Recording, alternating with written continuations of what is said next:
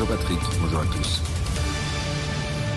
Alors, Eric, on va revenir sur la bataille de géants entre deux groupes emblématiques et français. C'est Veolia qui accélère sa volonté de racheter Suez. Ouais, c'est une incroyable et féroce bataille franco-française à laquelle on assiste depuis plusieurs semaines. Veolia-Suez dans le secteur de l'eau et du retraitement des déchets. Une bataille franco-française entre deux leaders mondiaux dans un secteur déterminant et qui laissera les traces d'ailleurs quelle qu'en soit l'issue. Alors Veolia veut croquer Suez et a lancé hier une OPA hostile pour 8 milliards d'euros sur les 70% du capital de Suez. Pas moins de 6 procédures judiciaires sont en cours. Bruno Le Maire, ministre des Finances, a dit clairement qu'il s'opposait à ce dépeçage de Suez. La justice, hier matin à 6h du matin, a interdit l'offre de rachat de Veolia sur Suez, mais c'est pas fini. Oui, et Veolia qui a durci le ton en quelques heures, il est donc passé de l'offre de rachat amicale à une opération dure et hostile. Ah oui, alors dans cette bataille, tous les coups sont permis. Je vais vous donner un exemple. Vendredi, les états-majors des deux groupes discutaient tranquillement et avaient promis de se revoir. On se faisait même les yeux doux.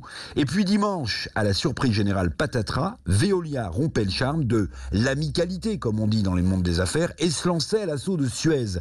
Et c'est sans doute une violation flagrante de l'offre amicale que se promettaient les deux entreprises, mais évidemment, dans le monde des affaires, tout est permis dans ce monde impitoyable.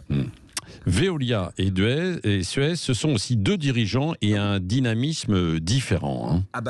Oui, oui, absolument. Suez, par la voix de son président Philippe Varin, a beau dire qu'il défend l'intérêt social de l'entreprise, il a beau dire que Suez est en mouvement et se développe, son groupe quand même apparaît un peu comme une belle endormie. De l'autre côté, l'hyperactif Antoine Frérot, le président de Veolia, sait qu'il devra sceller les activités de Suez s'il rachète pour éviter les questions de position dominante, avec sans doute de la casse sociale probable, mais là il y a de l'énergie et de la détermination. Oui, alors qu'est-ce qui va se passer maintenant, Eric, entre Veolia et Suez ?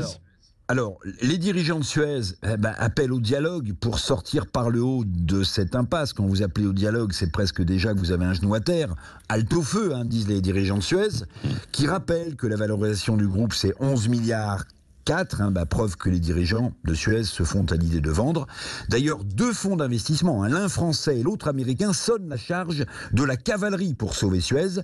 Ces deux chevaliers blancs, qui, comme tous les fonds d'investissement, valoriseront leur participation avant de jouer les mercenaires pour d'autres armées. Évidemment, ça se termine toujours comme ça. Bref, l'avenir de Suez, Patrick, en tant que groupe, me semble être compté. La question que devrait trancher l'Élysée, parce que tout passera par l'Élysée, ne vaut-il pas mieux, après tout, construire le leader mondial en rapprochant finalement Veolia de Suez?